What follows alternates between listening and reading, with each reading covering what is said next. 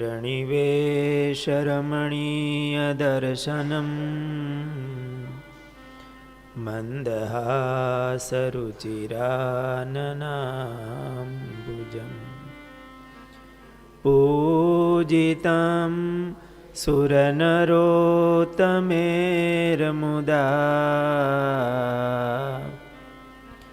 ધર્મનંદનમહં વિચિંતયે.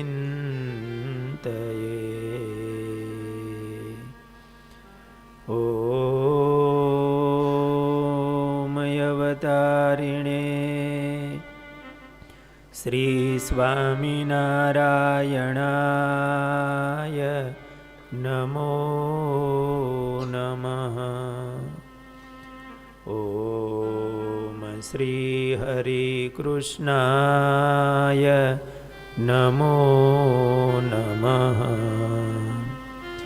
ઓમ શ્રી પૂર્ણ પુરુષોત્તમાય નમો નમઃ.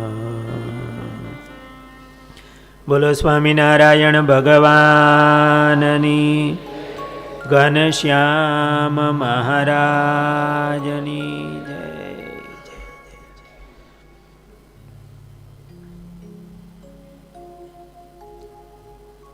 મહારાજ તીર્થોને તીર્થત્વ આપતા આપતા રામેશ્વર પધાર્યા છે.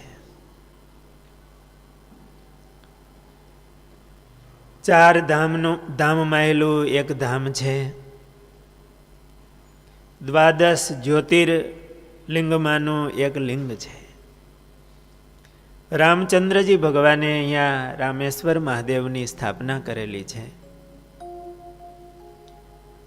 સતયુગ વખતનું આ સ્થાન છે.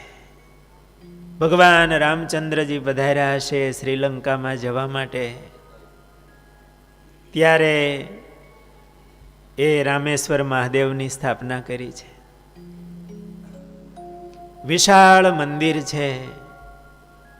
એ મંદિરને જોતા એવું થાય કે આને બાંધનારાની કેવી ભક્તિ હશે, કેવો દાખલો, કેવું વિશાળ મંદિર.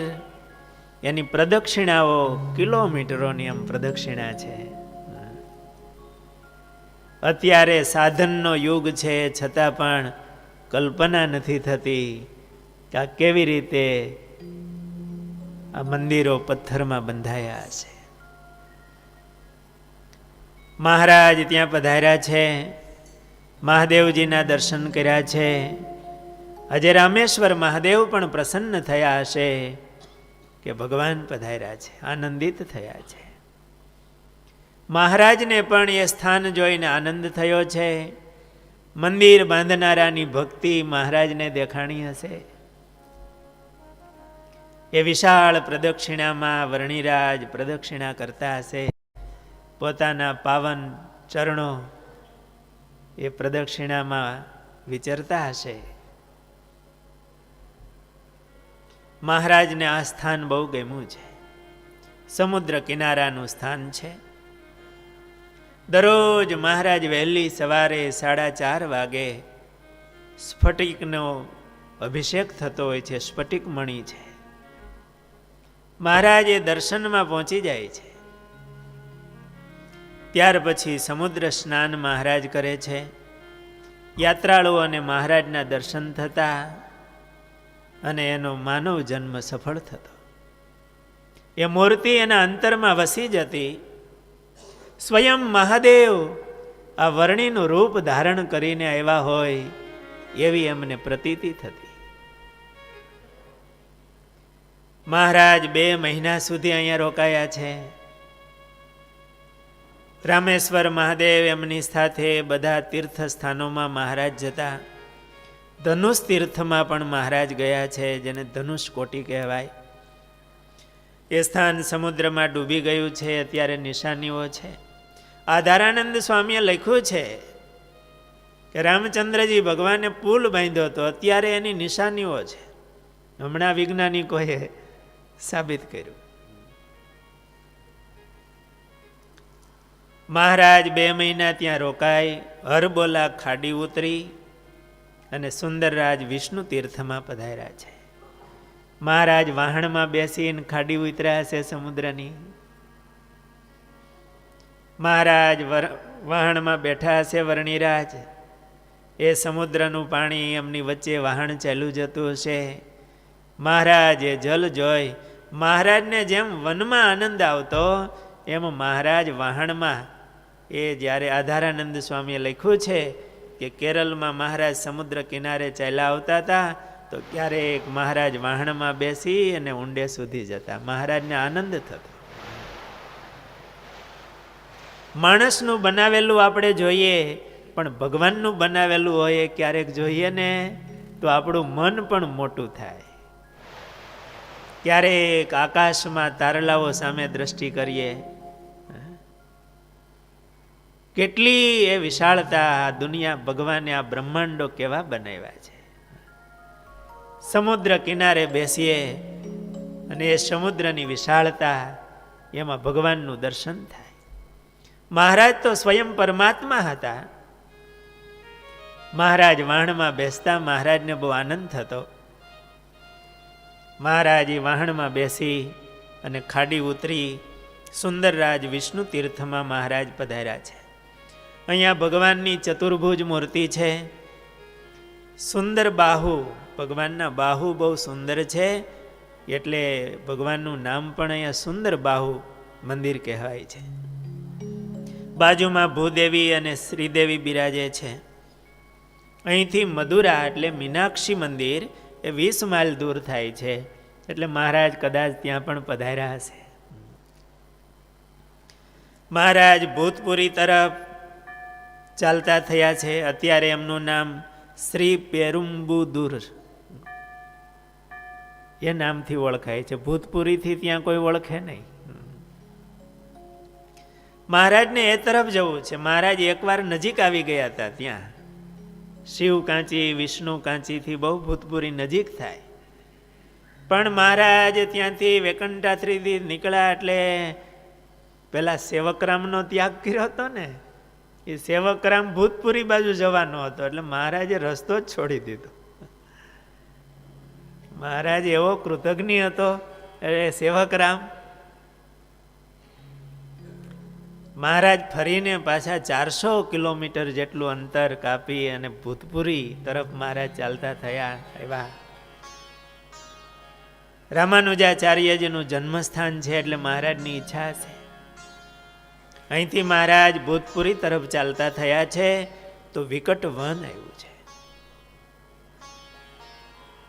ચાલ્યા દિશ બાંધીને દયાળ, નેથી જેને શરીર સંભાળ, આવ્યું આગળ વિકટવાના, અતિ ઘોર ઘણું છે સઘન.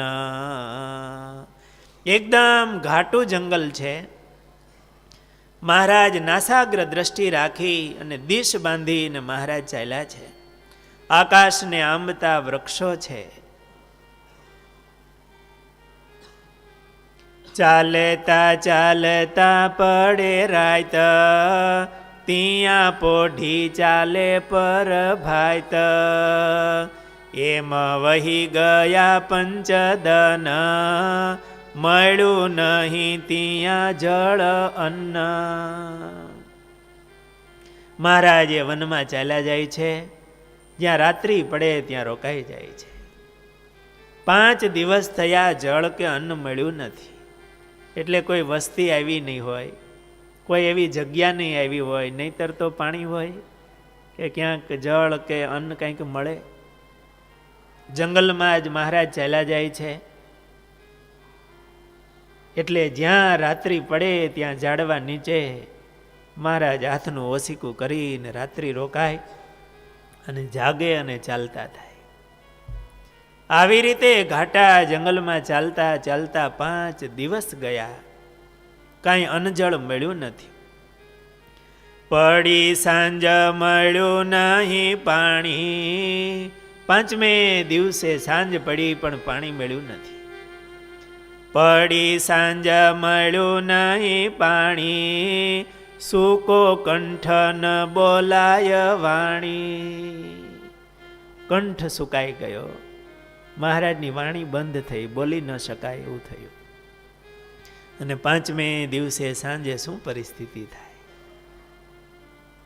એ તો કોઈએ તરસ અનુભવ્યું હોય એને ખબર પડે. 5 દિવસની તો કોઈ અનુભવી જ ન હોય.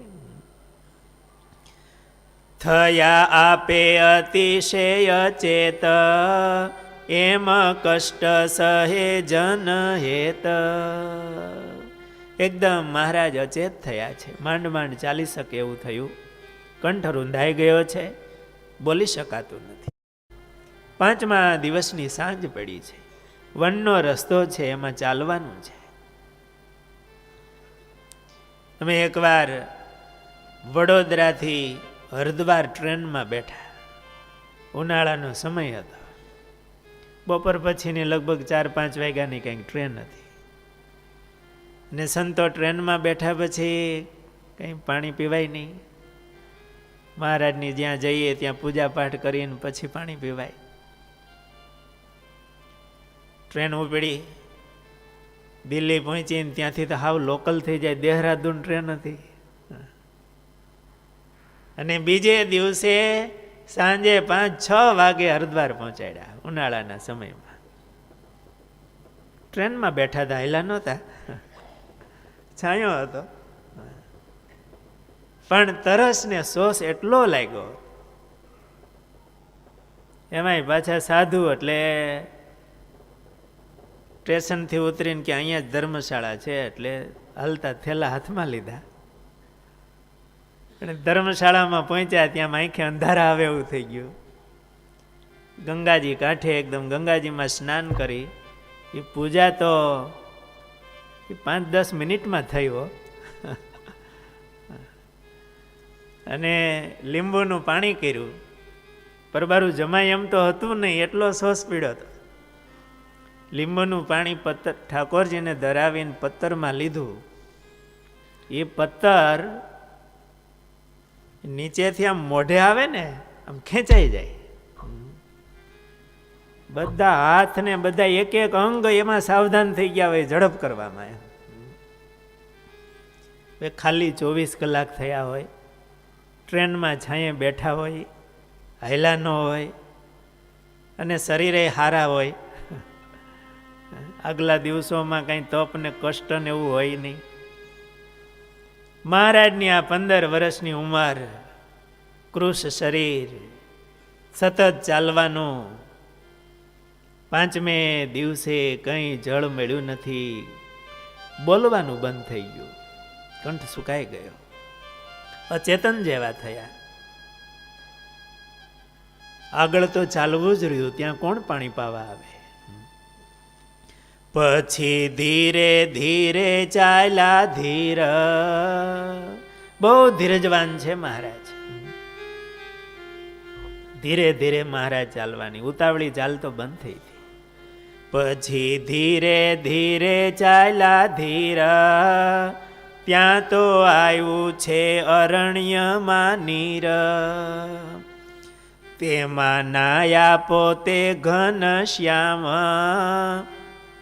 પછી નવરાયવા શાલગ્રામ. 5મે દિવસે સાંજ પડી ગયેલી, જળ આવ્યું છે, મહારાજે સ્નાન કર્યું છે. એકદમ મહારાજને અશક્તિ આવી હશે, આટલી નાની ઉંમર છે, છતાંય મહારાજ કમંડળું હાથમાં લઈને આમ સ્નાન કરતા હશે. સ્નાન કરી શાલિગ્રામ ભગવાનને નવરાવ્યા છે. શાલિગ્રામ ભગવાનને જલ ધરાવ્યું અને મહારાજે જલપાન કર્યું છે. થોડી મહારાજને 5મા દિવસે પાણી મળ્યું છે, લીંબુનું નહીં હો.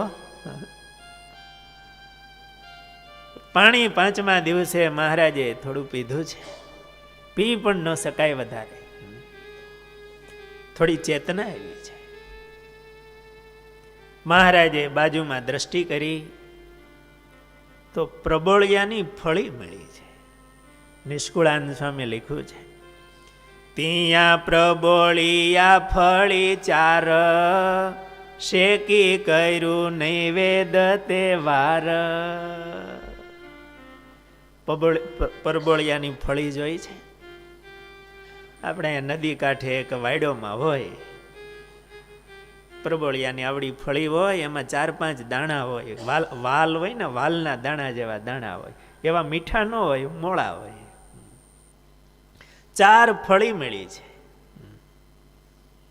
એ કાચા દાણા તો 5-5 દિવસથી મહારાજને કાંઈ મળ્યું નથી. મહારાજને થયું હશે એક શાલિગ્રામ ભગવાનને જરાક શેકીને ધરાવું. 5મે દિવસે સાંજે મહારાજે થોડા કરગઠિયા ભેળા કરીને તાપ કર્યો હશે. મૂર્તિને ધારજો. કડું ચકમક ભેળું રાખતા હશે મહારાજ કંઈક. વસ્તી તો છે નહીં, તાપ કર્યો છે. 4 પરબોળિયાની ફળી મહારાજે શેકી છે. શેકીને શાલિગ્રામ ભગવાનને ધરાવી છે. એકમાં 4-5 દાણા હોય તો 4 ફળીના 5-20 વાલના દાણા. એ પ્રબોળિયાની ફળીના દાણા ઠાકોરજીને ધરાવી અને મહારાજ જેમાં છે. તેને જયમાં પોતે ઘન શ્યામ, પોર એક રહ્યા એ હઠામ. મહારાજ જમીન એક પોહર ત્યાં રહ્યા છે. રાત્રિ પડી ગઈ છે. મહારાજને અનેક આત્માઓનું કલ્યાણ કરવું છે. હવે ઉતાવળ છે બહુ. જનહિત જીવનના કલ્યાણ માટે મહારાજ રાત્રિ રોકાણા નથી. 1 પ્રહર એટલે 3 કલાક ત્યાં રોકાય અને મહારાજ રાત્રે જ ચાલતા થઈ ગયા છે. એ ઘાટા જંગલની અંદર નિર્જન પ્રદેશમાં મહારાજ ચાલ્યા જાય છે. કંઠ સુકાઈ ગયો તો, અતિ અશક્તિ હતી, છતાં પણ મહારાજ રાત્રે જ નીકળી ગયા છે. બીજે દિવસે મધ્યાને એક નિર્મળ જળવાળો કૂવો આવ્યો છે. મધ્યાહનનો સમય છે, બપોરનો સમય. કૂવો આવ્યો છે. ત્યાં નાયા પોતે જળ કાઢી, પછી બેઠા છાયા જોઈ ટાઢી. એ ઘાટા જંગલની અંદર કૂવો આવ્યો છે. કૂવો પણ અનેક વેલીઓથી ઢંકાયેલો હશે. મહારાજે વેલીઓને એક બાજુ કરી પોતાની કઠારીને દોરડી બાંધી અને કૂવામાંથી મહારાજે જળ સિંચ્યું. પોતે સ્નાન કર્યું છે. બપોરનો સમય છે. ટાઢી છાયા એટલે બાજુમાં વૃક્ષ સારું ઘાટું હશે. કૂવા કાંઠે એકાદો પથ્થર છીપર જેવું હશે. મહારાજ ત્યાં ઊભા રહી જળની કઠારી કાઢી મહારાજ સ્નાન કરતા હશે. શાલિગ્રામ ભગવાનને ગળેથી એક બાજુ મૂકી, પુસ્તકને એક બાજુ મૂક્યું હશે. મહારાજ બપોરનો સમય છે અને મહારાજ એ સ્નાન કરતા હશે. એ મૂર્તિ કેવી અદ્ભુત લાગતી હશે. મહારાજે કઠારી સિંચીને પોતે સ્નાન કર્યું છે. ટાઢી છાયા વૃક્ષની છે. મૃગચર્મ પાથરી ત્યાં બિરાજમાન થઈ એક પાત્રમાં શાલિગ્રામ ભગવાન પધરાવી અને કઠારી પાણી ભરી ગળી જળની કઠારી, શેર 10ની સુંદર સારી. 10 શેર પાણી હમાય એવી સુંદર કઠારી હતી. મહારાજે ગાળીને ભરી છે. ટાઢી છાંયે બેસીને મહારાજ શાલિગ્રામ ભગવાનનો અભિષેક કરવા માંડ્યા. એ 10 શેરની કઠારી 5 લીટર પાણી આખી ખાલી થઈ ગઈ તો પાત્ર ખાલી ને ખાલી. મહારાજને થયું કે આ પાત્ર ફૂટી ગયું, શું થયું? જરાક ઊંચું કરીને જોયું તો ફૂટેલું નહોતું. મહારાજને થયું શાલિગ્રામ ભગવાનને બહુ તૃષા લાગી છે. મહારાજ પાછું જળ સિંચવા લાગ્યા. એક બેનો ન રહ્યો વિચાર, પીધું જળ કઠારી અપાર. શાલિગ્રામ ભગવાનની તરસ વીઘળી લાગે છે. બપોરનો સમય છે, પુરુષોત્તમ નારાયણ અભિષેક કરે છે. આજે શાલિગ્રામ ભગવાન મીંડા જલ પીવા. એક બેનો ન રહ્યો વિચાર, સિંચી સિંચી થાય કા ઘન શ્યામ, ત્યારે તૃપ્ત થયા શાલગ્રામ. મહારાજે 10 શેરની કઠારી દોરીથી કૂવામાંથી આમ સિંચતા હશે. એક પગ મહારાજે થોડોક આમ કૂવા કાંઠે રાખ્યો હશે, એક પગ મહારાજનો પાછળ હશે. મહારાજ આમ નીચે વળીને સિંચતા હશે ને મહારાજની પહાણીઓ એ બધી દેખાતી હશે. શુક્લકડી મહારાજનું શરીર છે. સિંચી સિંચી થાયકા ઘનશ્યામ. શાલિગ્રામ ભગવાનને થયું કે હવે ભગવાનને બહુ શ્રમ પડશે, તૃપ્ત થયા છે. મહારાજે ચંદનથી શાલિગ્રામ ભગવાનનું પૂજન કર્યું. એ જંગલની અંદર ચંદનના વૃક્ષો છે. મહારાજને થોડું ચંદનનું કાષ્ટ મળ્યું હશે, પથ્થર ઉપર ઘસી અને મહારાજે ચંદન શાલિગ્રામ ભગવાનને અર્ચ્યું છે, પૂજન કર્યું છે. મહારાજને વિચાર આવ્યો કે શાલિગ્રામ ભગવાનની પ્યાસ તો ભાંગી, પણ આટલી તરસ લાગી છે તો ભૂખ કેટલી લાગી હશે. આસ્તિકાય નમઃ. પ્રગટ ભાવ છે મહારાજનો, આપણને શીખવાડે છે મહારાજ. મૂર્તિ એ કોઈ ધાતુ કે ચિત્રામણ નથી, એમાં સ્વયં ભગવાન બિરાજે છે. આપણે આહ્વાન મંત્ર બોલીએ ને એટલે આપણી પૂજામાં ભગવાન આવીને બેસે છે. આપણે જે કાંઈ અર્પણ કરીએ એ ભગવાન આપણો ભાવ પ્રેમ સ્વીકારે છે. મહારાજ ગદગદિત થઈ ગયા કે શાલિગ્રામ ભગવાનને આટલી તૃષા લાગી છે તો ભૂખ કેટલી લાગી હશે. પોતાને તો મળ્યું નથી અન્ન, તેને વીતી ગયા ષટદન. પોતાને અન્ન મળ્યું નથી અને 6 દિવસ વીતી ગયા છે. તેનું તો પોતાને નથી કાંઈ, અતિ ધીરજ પર્વત પ્રાય. પોતાને અન્ન 6 દિવસથી મળ્યું નથી, પોતાની ભૂખનો એમને વિચાર નથી, પરંતુ એમ થયું કે શાલિગ્રામ ભગવાનને કેટલી ભૂખ લાગી હશે. અને કદાચ શાલિગ્રામ ભગવાને એટલે જ આ લીલા કરી હશે પાણી પીવાની, કે ભગવાન વિચાર કરે ને જમાડવાનો કે જમવાનો, તો કોઈ દેવો આવીને પૂજા કરવા આવે ને જમાડવા આવે. ભગવાન સંકલ્પ કરે ને એટલે તો બધા દેવો મુક્તો એ સેવા ઝંખતા હોય. મહારાજને આવો વિચાર થયો છે, સેવાને ઝંખતા હોય છે દેવતાઓ. શિવજીએ આજે સતીને કીધું છે કે જલ્દી જલ્દી ભગવાનને માટે કંઈક થાળ બનાવી આપો. ભગવાન આજે વનમાં આવ્યા છે અને ભૂખ્યા છે. સતીએ કીધું કે મને સાથે લઈ જાઓ તો બનાવી દો. મહાદેવે કીધું તમારે ભેળું નથી આવું, મને થોડુંક તૈયાર કરી આપો એટલે લઈને જાઓ. નહીં, સાથે લઈ જાઓ તો. વ્રત યજ્ઞ કે તીર્થ આચરવો, સાથે પત્નીને રાખીને કરવું. સર્વશાસ્ત્રમાં લખ્યું છે એમાં, પાળતા નથી તમે તે કેમ. બધા શાસ્ત્રોમાં લખ્યું છે કે વ્રત યજ્ઞ તીર્થ જે કંઈ કરવું એ પત્નીને સાથે રાખીને કરવું. તમે આ દર્શન કરવા જાઓ છો ને એકલા જાઓ છો, શાસ્ત્રોમાં આવી આજ્ઞા છે. આવ્યા અક્ષરધામના ધામી, જેના દર્શન દુર્લભ સ્વામી.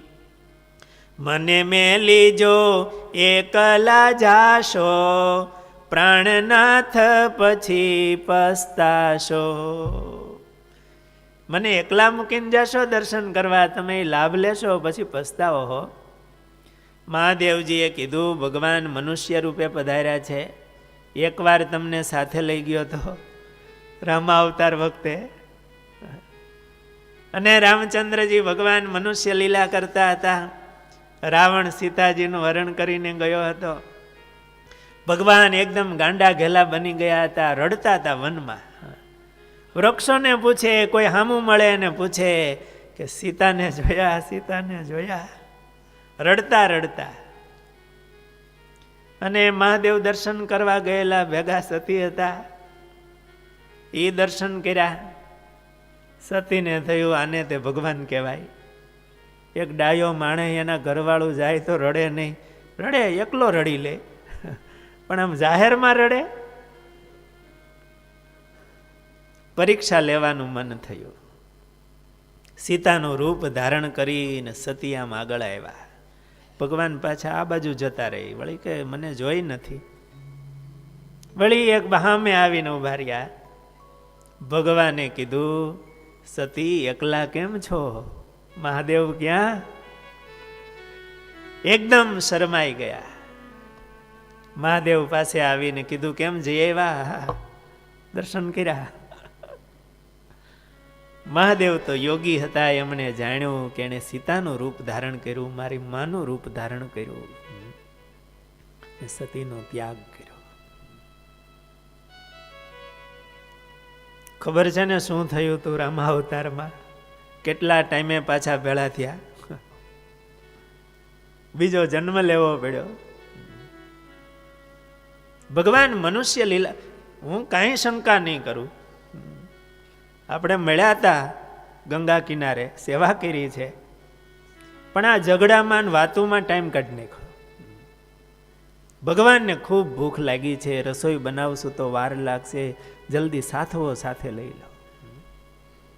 ભગવાન તપ કરે છે ને, સાથવો ભેળો લીધો છે. કાપડીના વેશમાં શિવ અને ભવાની આવ્યા છે. મહારાજ બેઠા છે. મહારાજનો કંઠ એકદમ 6 દિવસથી મહારાજ કઈ જેમા નથી. આવીને દર્શન કર્યા છે. તમે ભૂખ્યા હશો મારા વીર, એમ કહી ભૈરા નેણે નીર. મહાદેવની આંખમાં આંસુ આવ્યા છે. ભગવાન આવી તપશ્ચર્યા કરે છે. 6 દિવસથી પ્રભુ કઈ જેમા નથી. પછી ત્રિયાને કહે મહામતી, આપો સાથુ આ ભૂખ્યા છે અતિ. સાથવો આપો, પ્રભુ બહુ ભૂખ્યા છે. મહારાજને સાથવો આપ્યો છે. પાણી ઉમેરી, મીઠું ઉમેરી, પાણી ઉમેરી સાથવો શાલિગ્રામ ભગવાનને ધરાવી. મહારાજ સાથવો જેમાં છે. મહારાજ કંઈક બોલી શકે એવી શરીરમાં શક્તિ આવી. બે હાથ જોડ્યા છે. આપ દયાળુ આ વનમાં કોણ છો? હું સતી છું. મહારાજ નીલકંઠ વર્ણીએ હાથ જોડીને પ્રાર્થના કરી છે, મારા વૈરાગ્યની દ્રઢતા થાય એવી અમારી ઉપર કૃપા કરજો. અમારા અંતરમાં કામ ક્રોધાદિક દોષો વ્યાપે નહીં એવી અમારી ઉપર કૃપા કરજો. વર્ણીએ આવી મહાદેવને પ્રાર્થના કરી છે. આપના અંતરમાં દોષો વ્યાપે નહીં, પણ આપનું જે સ્મરણ કરનારા હશે, આપનો જેને આશરો હશે, પ્રભુ એના અંતરમાં પણ આ દોષો નહીં વ્યાપે. મહારાજ એક ઘાટા જંગલની અંદર મહારાજ આગળ ચાલતા થયા છે. વન પૂરું થવાની તૈયારી લાગે છે. 4-5 ગામ દૂર છે. હજુ ઘાટું જંગલ છે. જંગલનો કિનારો આવ્યો હોય એવું લાગે છે. વાલમ વિચેરા ત્યાં થકી, આવ્યો જાડી તણો કાંઈ પાર. ગામ રહ્યું ગાવું ચાર ત્યાં, મોટા સિદ્ધ દીઠા તે ઠાર. ચાર ગામ દૂર હતું, નદીનો કિનારો, જંગલ હતું. એ નદી કિનારે એક નાની એવી મઢુલી અને વડના ઝાડ નીચે એક સિદ્ધ બેઠા હતા.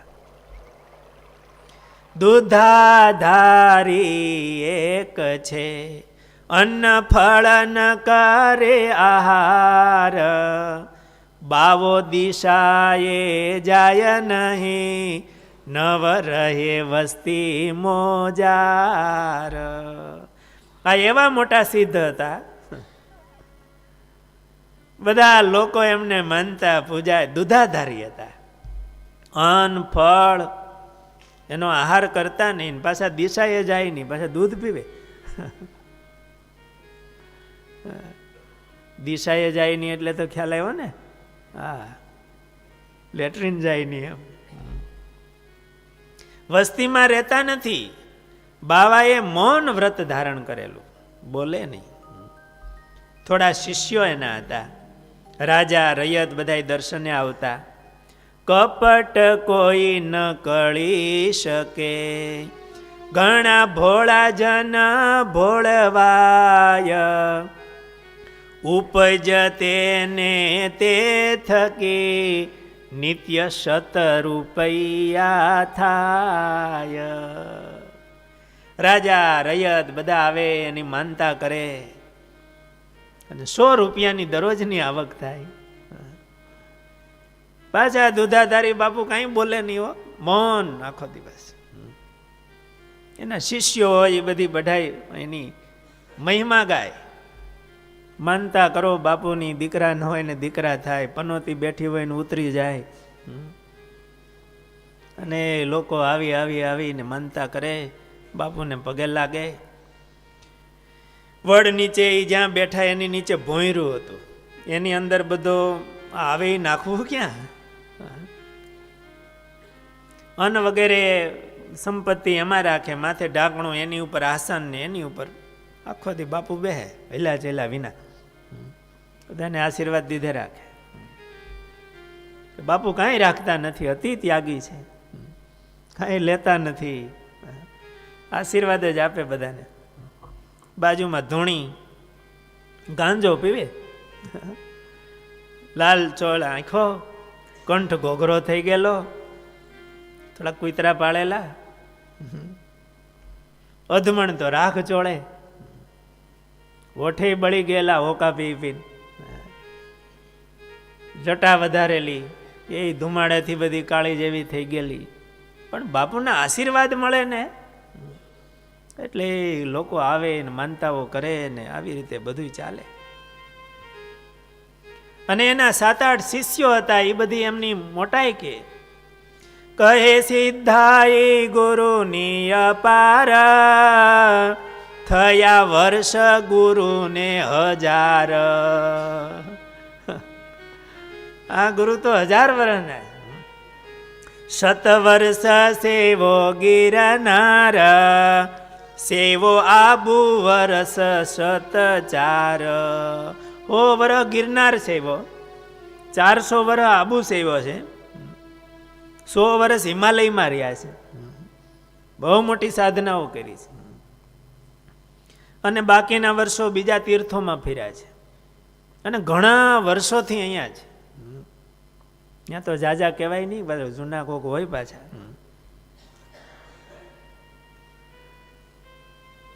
વિહારી લાલજી મહારાજે લખ્યું છે, નહીં કદી જળપુર મધ્ય ધાવું, નહીં કદી બુદ્ધિ છતાય મૂર્ખ થાવું, નહીં ઠગ ગુરુથી કદી ઠગાવું, નહીં વિષને પિયુષ જાણી પીવું, છતી બુદ્ધિએ મૂર્ખ ન થાવું. તો જૂના સમયમાં આવું થતું હશે, અત્યારે તો આવું કઈ ન હોય. પણ અત્યારે આ સુધરેલો સમય છે તો સુધરેલા દંભ હોય છે. 4 ઘાંટી કીધી છે. ગુણાતીતાનંદ સ્વામીએ વાતોમાં એક મહારાજને પુરુષોત્તમ કહેવા, બીજું આ દેહ ને આત્મા એક લોચો થઈ ગયો છે, એને નોખું પાડવું એ ઘાંટી. ત્રીજું વિષયમાં જે રાગ છે એને ટાળવા એ ઘાંટી છે. અને ચોથું સંત અને અસંતને ઓળખવા એ ઘાંટી કીધી. દેહ ને આત્મા ભેળું થયું નોખું કરવું જે ઘાંટી, એવું ને એવું સાધુને ઓળખવા, સંત અસંતને ઓળખવા એ પણ એક ઘાંટી છે. દંભને ઓળખવો ઘણો કઠણ હોય છે. ઈરાદો જાણવો ને, ઈરાદો જાણવો બહુ કઠણ. આ ચોર હોય એમાંય રીઢા ચોર, એનો ઈરાદો અંતરમાંથી બહાર કાઢવા માટે પોલીસને કેટલો દાખલો પડે. બરફની પાટી ઉપર ઉભરાવે, એની ભાન ભૂલાવે ત્યારે અંતરનો ઈરાદો બારો નીકળે. ઈરાદો ઓળખવો ઘણો કઠણ છે અને ઈરાદા ઉપર આધાર હોય છે. નિષ્કુળાનંદ સ્વામી લખ્યું છે, ખાતા પીતા જોતા જણાશે રે, આશય એનાયંતરનો, હશે હારદ હૈયા કેરું રે, વણ કહીએ પણ વર્તાશે. એની ભેળો રે ને ત્યારે ઓળખાય. એની ખુલ્લી આંખ રાખીનો, બંધ આંખ રાખીને દુબાકા મારી તો એમાં ખ્યાલ ના આવે. ખુલ્લી આંખ રાખી વિવેકની એક દ્રષ્ટિ એ રાખીને એની ભેગો ખાતા પીતા સૂતા બેહતા ભેળો રે ત્યારે એ ઓળખાય. નહીતર ખોટા હોય ને એ તો વધારે ચળકે. આ દુધાધારીને તો દિવસે જ હરખું રહેવાનું, રાતે તો પાછા ઢોંગ કરવાના. અને જે સાચો છે તો 24 કલાક એક સરખું એનું જીવન હોય. જેનું મન કર્મ અને વચન એક લીટીમાં હોય અને સંત કહેવાય. એનું અંતર, એની વાણી એવું જ એનું વર્તન હોય છે. જેવા એ બહાર હોય એવા જ એકાંતમાં હોય છે. એ તો અંતર્યામીને રાખીને જીવતા હોય છે. ઓળખવા બહુ કઠણ. અને આ દ્રષ્ટાંત આપણને એ પણ બતાવે છે કે આપણા અંતરમાં ક્યાંક દંભ હોય ને એને ઓળખવો. દંભી માણસ બીજાને છેતરતો છેતરશે, પણ એ પોતાના આત્માને જ છેતરે છે. એની જિંદગી દંભમાં પૂરી થઈ જાય છે. જે ભગવાનને રાજી કરવા માટે કરવું જોઈએ, પોતાના આત્મકલ્યાણ માટે કરવું જોઈએ, એને બદલે જગતને છેતરવા માટે દંભમાં એનું જીવન જાય. કેવળ આ જગતની માન મોટાઈ ને દેહ પોષણ ને રાગ પોષવામાં દંભનો પડદો ઓઢીને લોકોને છેતરે. એ લોકોને છેતરતો નથી, પણ એ પોતાના આત્માને છેતરે છે. મહારાજ કે ભગવાનની ભક્તિ કરવી એ પણ લોક રીઝવવા માટે નહીં, પોતાના આત્મકલ્યાણ માટે કરવી અને ભગવાનને રાજી કરવા માટે કરવી. આપણા આત્મા સામે દ્રષ્ટિ રાખીને કરવું, નહીં દેહ સામે દ્રષ્ટિ રાખીને. પરમાત્માની સામે દ્રષ્ટિ રાખીને કરતા શીખીએ. આપણે સાધક છીએ, આવી કથાઓ સાંભળીને આપણા અંતરની અંદર ક્યાંક દંભનો ભાવ એ પડ્યો હોય એને દૂર કરતા શીખવું. જ્યાં સુધી દેહ ભાવ માન વગેરે દોષો છે એ આપણને દંભી બનાવે છે, અને એમાં આપણું આવું માનવ જીવન ખર્ચાઈ જાય, જિંદગી જતી રહે. આપણામાં હોય એને ઓળખવું ને ટાળવું, અને કોઈના દંભમાં આપણે છેતરાઈને આપણી જિંદગી જતી ન રહે એને જોવું. એવી દ્રષ્ટિ પણ કેળવવી જોઈએ. એવી દ્રષ્ટિ તો મહારાજની હતી. સાંજનો સમય છે, મહારાજ ત્યાં આવ્યા છે જંગલમાં. નદી કિનારો છે, એની એક વઢુલી છે. વડલા નીચે આસન ઉપર આ દુધાધારી બાવો બેઠો છે, 3-4 શિષ્યો એની બાજુમાં બેઠા છે. સાંજનો સમય થયો છે એટલે ગામના લોકો કોઈ રહ્યા નથી. એનો સમય મળવાનો હોય એ સિવાય નહીં. અને ઘાટું જંગલ એટલે બીક પણ લાગે. માણસો જતા રહ્યા છે અને માણસોને ડરાવેલા પણ ખરા કે અહીંયા તો કોઈ સિદ્ધ હોય એ જ રહી શકે છે. હિંસક જનાવરો આવે છે, અહીંયા ભૂત થાય છે, પણ દુધાધારી બાપુનો પ્રતાપ છે એ જ રહી શકે, બીજા નહીં. લોકો આવતા પણ નથી. રાત્રિનો સમય થયો છે. જ્યારે ત્યાં હરી આવ્યા ત્યારે આદિત્ય પાયમો અસ્ત. જાઓ સાધુ રામ ગામમાં એમ બોલ્યા બાવા સમસ્ત. 3-4 હતા એ બધાએ કીધું કે સાધુરામ અહીંથી તમે જતા રહો, જો ગામ અહીંથી અહીંયા નજીક છે. બધાને એક સાથે ઈચ્છા હતી કે આ સાધુરામ જતા રહે અહીંથી એમ, કારણ કે એનો ટાઈમ થઈ ગયો હતો, બહુ ઉતાવળ હતી. સાધુરામ ગામમાં જાઓ, અહીંયા વાઘનો ડર છે, અહીંયા ભૂત થાય છે, અહીંયા મહાજોગી હોય એ જ રહી શકે, બીજા નહીં. તમે અહીંથી જતા રહો. મહારાજે કીધું ગામ બહુ દૂર છે, સાંજ પડી ગઈ છે, અમે અહીંથી જશું નહીં. મહારાજ તો મૃગચર્મ પાથરીને એક બાજુ બેસી ગયા છે.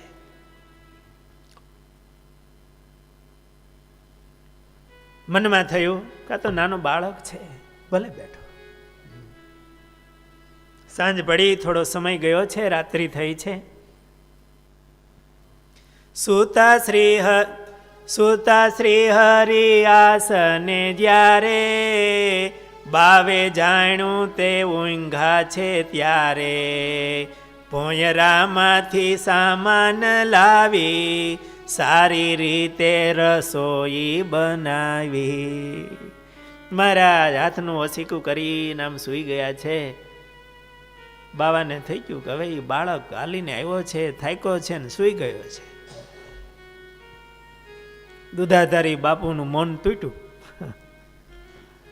ગાદી એક બાજુ કરીને અંદર બધો સામાન હતો એ બધો કાઢી, બીજા 4 શિષ્યો એ ગામમાં રહેતા, રાત્રે બધો સામાન લઈને પણ આવે, વધુ ઘટ્યું, અને ચોરીનો ધંધો પણ કરતા. 100 રૂપિયા ઓછા પડતા હતા એટલે ક્યાંક હાથ ફેરવીને પણ લેતા આવે. અને રસોઈ બનાવવાની ચાલુ કરી. સારી રસોઈ બનાવી. મહારાજ સુતેલા તે વળી અને થોડીક દયા આવી કે આ છોકરો સૂતો છે તો ઉઠાડો ને થોડુંક આપો, એ ભલે જમે. મહારાજ તો આંખો મીચીને સૂતા હતા, ઊંઘ નહોતી આવી. જમી લીધું અને કીધું કે બાળક છે તો જમાડો ને. બોલાવ્યા છે મહારાજને, સાધુરામ ઉઠીએ, ભોજન કીજીએ. પણ પાપીના હાથનું અન્ન લેવા નાથ ન થયા પ્રસન્ન, તેથી જમવાની ના કહી દીધી, બાવે તાણ જાજી નવ કીધી. મહારાજે કીધું હશે અમને ભૂખ નથી, જાજી તાણ કરી નથી. મહારાજ તો સૂતા છે. આ બધા જમતા જમતા વાતોએ ચડ્યા. સાચો સત્સંગ તો એકાંતમાં હોય, અને એ વાતોએ ચડ્યા છે કે આ કળિયુગના લોક તો બહુ કઠોર છે, ઢોંગ વગર એક બોર દે એમ નથી. વાત બહુ સાચી છે હો, કે આ ઢોંગ વગર એક બોર આપે એમ નથી. વાંકી આંગળીએ જ ઘી ચટાય, સીધી આંગળી નાખી ઘી આવે, વાંકી કરી તો આવે. એને આવા ઢોંગ કરીએ ને તો જ માણસો આપે એમ છે, નહીતર નહીં. આવી રીતે અંદરો અંદર થોડીક વાતોને આનંદ કર્યા છે. બીજા 4 શિષ્યો એક શેઠને શ્રીમંતને ત્યાં ખાતર પાડીને પોટલા લાવ્યા છે, ભોંયરામાં મૂક્યા છે. ચિત્તે હરિએ વિચાર્યું ત્યાં એવું, આવા પાપીની પાસે ન રહેવું. પછી રાત રહી ઘડી 4, કર્યો ત્યાં થકી હરિએ વિહાર. મહારાજને થયું આવા પાપીની ભેળું રહેવાય નહીં આમાં, અને ચોર હોય પાપી હોય એની ભેગા આપણે હોઈએ તો ક્યારેક આપણે પણ એની ભેગા નિર્દોષ પણ એમાં દંડાઈ જાય. મહારાજે શીખવાડ્યું. મહારાજ વહેલી સવારે ઉઠીને ત્યાંથી ચાલતા થઈ ગયા. પછી ચોરી પકડાણી, વારે વારે ચોરીઓ થતી. રાજાએ એના સિપાહીઓ વગર એને બોલાવ્યા કે તમારો બધા પગાર બંધ કરીશ, ગમે એમ કરીને ચોરી પકડો. પગેરું કાઢ્યું, આવ્યું બાવા પાસે. રાજાનો કડક હુકમ હતો. ગાદી એક બાજુ કરી તો અંદર ભોંયરામાંથી બધો સામાન નીકળો, એક ચોરીનો નહીં, અત્યાર સુધીની ઘણી ચોરીનો. અને બાપુની જટા ખેંચી અવળે ગધેડે બેહારી અને બજારે ફેરવો. બૈરાઓ ગાળ્યું મીંડા દેવા કે આને તો આપણે કેટલો પૂજ્યો અને કેટલું આને ખવરાયું, કેટલી અત્યાર સુધીની ભેટું મૂકી, દૂધ વેચી વેચીને 5 રૂપિયા ભેળા કર્યા હોય એને આપ્યા, ને મારો પીટો આવો નીકળો. આવી રીતે અવળે ગધેડે બેચારીને એને ગામમાં ફેરવો. મહારાજ તો મહારાજે ગામમાં પધાર્યા છે. મહારાજે એ બધાને દર્શન આપ્યા છે. લોકોને થયું કે સાચા સંત કેવા હોય. મહારાજનું દર્શન કરી અને એમને બહુ આનંદ થયો છે. એ બાજુ જ રસ્તો હતો અને મહારાજે બધું જાણ્યું. દૂધાધારીને ત્યાં પણ જોયા હતા ને પાછા ગધેડે બેહારેલા પણ જોયા મહારાજે. આ લોકમાં કદાચ કોઈ ફાવી ગયો દંભે કરીને, દેહ પોષવામાં કે આ જગતની માન મોટાઈમાં, પણ ભગવાન છેતરાય એવા નથી. એ કર્મના ફળો તો ભોગવવા જ પડે છે. અનેક જન્મોની અંદર ગધેડાના દેહ ધારણ કરીને પણ પોતાના આત્માને છેતરવો નહીં અને કોઈમાં આપણે છેતરાવું નહીં. અસંતને સંત સમાન જાણે, તે તો જનો જાણ પશુ પ્રમાણે. વિવેકની દ્રષ્ટિ વિનાશ થાય, તે લોક એવા ઠગથી ઠગાય. વિવેકની દ્રષ્ટિ ન હોય એટલે ઠગાવાય છે. મહારાજે વચનામૃતમાં કીધું કે જે સંત અસંતને ઓળખતો નથી એને તો અર્ધો વિમુખ જાણવો. મહારાજે આવો શબ્દ વાપર્યો છે. મહારાજ ત્યાંથી આગળ ચાલતા ભૂતપુરી મહારાજને જવું છે, જે રામાનુજાચાર્યજીની જન્મભૂમિ છે. મહારાજ ભૂતપુરી પધાર્યા છે. અહીંના પ્રધાનાચાર્ય જીયર સ્વામી ત્રિદંડી સંન્યાસીને મહારાજ મળ્યા છે.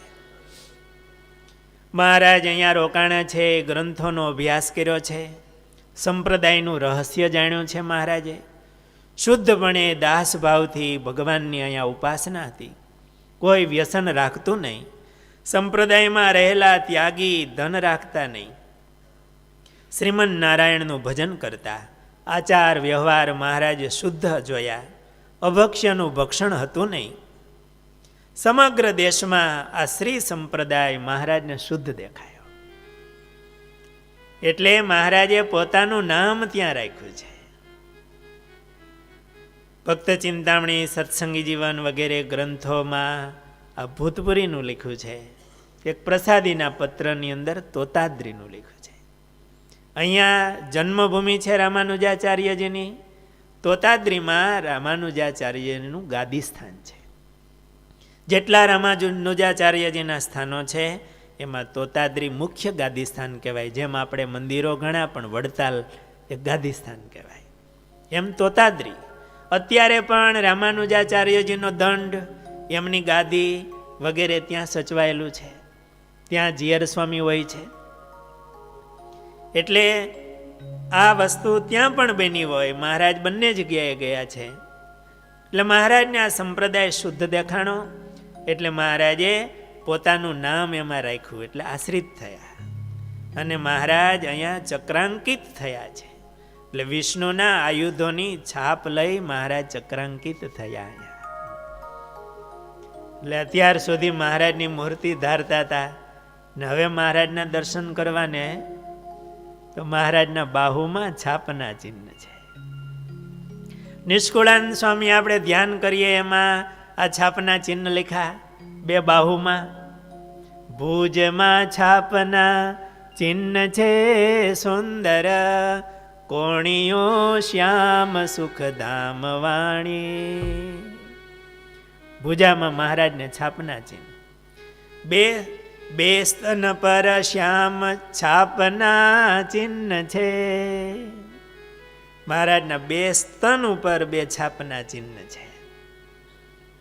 કાંડાથી ઉપર પણ છાપના ચિહ્ન કીધા છે.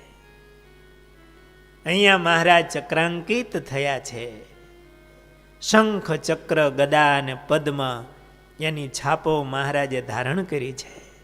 એટલે હવે મહારાજની મૂર્તિ ધારવીને એ છાપના ચિહ્નના દર્શન કરવા. મહારાજ અહીંયા ચક્રાંકિત થયા છે, આશ્રિત થયા છે. મહારાજને બધું ગમ્યું છે, પણ ત્યાં ત્યાગીઓ એ સ્ત્રીઓની સાથે બોલતા વાતો કરતા એ મહારાજને ગમ્યું નહીં. એટલે મહારાજે એકવાર જીયર સ્વામીજીને વાત કરી કે શાસ્ત્રોમાં સુવર્ણ અને સ્ત્રીને બંધનકારી કીધા છે. ત્યાગીએ સ્ત્રી દ્રવ્યનો ત્યાગ કરે તો જ સાચો ત્યાગી કહેવાય, તેનાથી બંધન થાય છે. આવા શાસ્ત્રોના વચન છે. જીયર સ્વામીની મુખની રેખાઓનો ભાવ થોડો બદલો. મહારાજે આવું કીધું એટલે, અને મહારાજે કીધું આ મારા પ્રશ્નનું સમાધાન થાય તો જ હું આપનો શિષ્ય બનીને રહીશ. મહારાજના શિષ્ય બનીને રોકાવાની ઈચ્છા હશે, પણ મહારાજ કે આ મારા પ્રશ્નનું સમાધાન કરો. બીજા શિષ્યોને બોલાવ્યા અને કીધું અત્યારે જ આ છોકરાને અહીંથી કાઢી મૂકો. બહાર નીકળ્યા પછી જ હું અંજળ લઈશ, એને અહીંથી કાઢો પછી જ. નાનો બાળક થઈને બ્રહ્માંડને બાદ ભરે છે. મને આવી મારી સામે આવા તર્ક કરે છે. મહારાજે કીધું ક્રોધ કરવો કે અકળાઈ જવું તે ગુરુ શિષ્યનો ધર્મ નથી. કામ, ક્રોધ અને લોભ આ ત્રણેય નરકના દ્વાર છે, અને નિષ્કામ, નિર્લોભ અને નિર્માન આ ત્રણેય હરિદ્વાર છે, એટલે ભગવાન પાસે જવાનું દ્વાર છે. આટલું કહીને મહારાજ ત્યાંથી ચાલતા થઈ ગયા. બીજા આવ્યા, કંઈથી નીકળ, ધક્કા મારવાની તૈયારી કરી. મહારાજ કે અમને ધક્કા નહીં મારવા પડે, જ્યાં ધન સ્ત્રીનો ભેળાવડો હોય ત્યાં અમે તમે કહેશો તોય રોકાશું નહીં. મહારાજે જે પ્રશ્ન કર્યો એનો જવાબ થયો નહીં. મહારાજ જીવ, ઈશ્વર, માયા, બ્રહ્મ, પરબ્રહ્મ એ પ્રશ્નો પૂછતા. મહારાજની આ સ્ત્રી બાબતની કંઈક પ્રશ્ન પૂછ્યા હશે. ઉત્તર તેનો દક્ષિણાદિએ ન થયા જ્યારે જરૂર, ત્યારે તે ઉઠ્યા મારવા થઈ ક્રોધમાં ચકચૂર. કહે આવ્યો તું કાલનો, તે લે છે અમારી લાજ.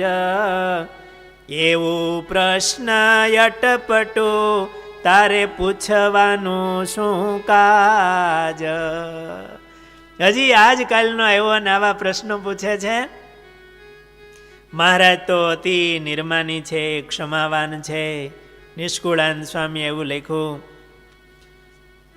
અતિ ધીર ગંભીર છે ઘણા, શું કહીએ સદગુણ તે તણા. પછી સારું કહીને સીધાવ્યા, ત્યાંથી કુમારી કન્યાએ આવ્યા. મહારાજે જરાય ધક્કા માર્યા છતાંય મહારાજે ક્રોધ કર્યો નથી. અતિ ક્ષમાશીલ છે મહારાજ, અતિ દયાળુ સદગુણના ધામ છે. અતિ ધીર ગંભીર, નાની ઉંમર છતાંય મહારાજ ધીર ગંભીર છે. ત્યાંથી નીકળી મહારાજ કુમારી કન્યાએ આવ્યા છે. ભારતની છેક દક્ષિણે અરબી સમુદ્ર, હિન્દ મહાસાગર અને બંગાળના ઉપસાગરનું અહીંયા મિલન છે. અહીંયા દુર્ગા માતા પાર્વતીજીનું મંદિર છે. નીલકંઠ પ્રભુ અહીંયા પધાર્યા છે. માતાજીના મંદિરમાં જઈ મહારાજે દર્શન કર્યા છે, સમુદ્રમાં સ્નાન કર્યું છે. બહુ સુંદર રમણીય સ્થાન છે. ભારત માતાના ચરણ સમુદ્ર પખાળતો હોય એવા આમ અણી ત્યાં આવી છે. ત્યાં જ મંદિર છે, એ પથ્થરો છે. મહારાજ એ પથ્થર ઉપર બેઠા હશે, ધ્યાન કર્યા હશે. 2-3 દિવસ મહારાજ અહીં રોકાયા છે. મહારાજને આ સ્થાન બહુ ગમ્યું છે. ત્યાંથી મહારાજ લંબે નારાયણ, ભગવાનનું નામ નંબી નારાયણ કહેવાય. નંબી એટલે સુંદર, પણ આપણે આ બાજુથી જાય એ બધા લંબે નારાયણ કહે છે. ભગવાનનું પરિપૂર્ણ નામ, પરિપૂર્ણ સુંદર એવું નામ છે. ભગવાનની એટલી રમણીય સુંદર મૂર્તિ છે. મહારાજ ત્યાં લંબે નારાયણ પધાર્યા છે.